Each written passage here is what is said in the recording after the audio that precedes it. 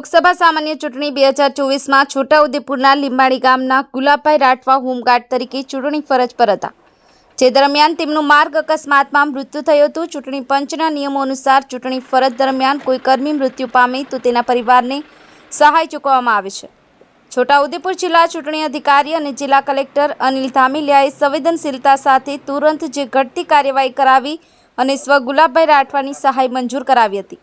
જિલ્લા કલેક્ટર અનિલ ધામેલિયા અને જિલ્લા પોલીસ અધિક્ષક ઇમ્તિયાઝ શેખ સ્વ ગુલાબભાઈ રાઠવાના ઘરની મુલાકાત લઈ તેમના પરિવારને આશ્વાસન આપ્યું હતું, તેમજ સ્વ ગુલાબભાઈ રાઠવાને શ્રદ્ધાસુમન પાઠવ્યા હતા।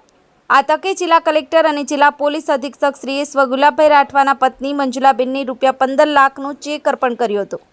ધામેલિયાએ મંજુલાબેનને સહાયની રકમો બાળકોના અભ્યાસ માટે જ ઉપયોગ કરવા અનુરોધ કર્યો હતો। આ પ્રસંગે નાયબ જિલ્લા ચૂંટણી અધિકારી આરબી ચૌધરી, ચૂંટણી શાખા તથા પોલીસ અધિકારી, કર્મચારીઓ, હોમગાર્ડના જવાનો તેમજ મોટી સંખ્યામાં ગ્રામજનો ઉપસ્થિત રહ્યા હતા। બ્યુરો રિપોર્ટ, યલગા ન્યૂઝ, છોટાઉદેપુર।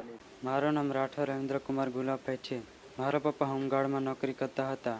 લોકસભાની ચૂંટણીમાં મારા પપ્પા ફરજ બજાવતા માર્ગમાં એક્સિડન્ટ થતાં મૃત્યુ પામ્યા। પપ્પાના જવાથી ઘરમાં હાલ કોઈ કમાવાળું નથી।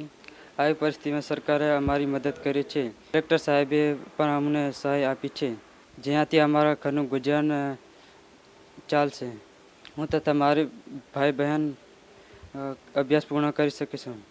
અમને સહાય આપવા બદલ સરકારનો ખૂબ ખૂબ આભાર।